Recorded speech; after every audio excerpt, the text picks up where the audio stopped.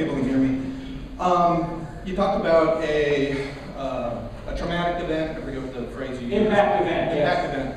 Couldn't that have been a hallucination? Couldn't Peter have just been so devastated by the crucifixion that he really wanted Jesus to be alive, and so he sort of made him alive for him, and that spread to the other disciples? But it's all, and so they're not deceived. It's not a lie.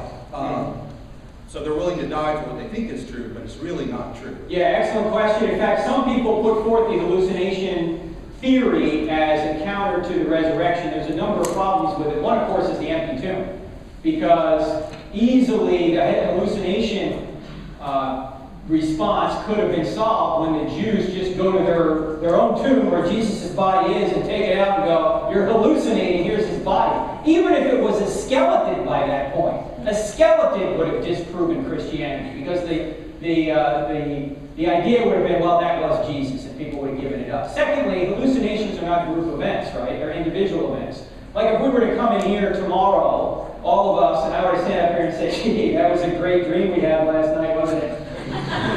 You'd go, "What? What are you talking about?"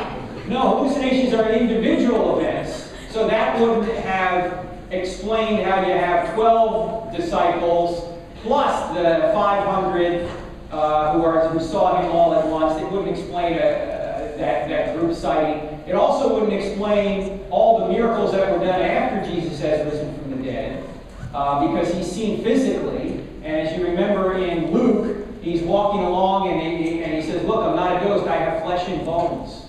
I'm not a ghost." So the hallucination thing really doesn't work. And then I think finally, from a psychological perspective, it's hard to diagnose somebody with hallucinations when they're sitting on your couch.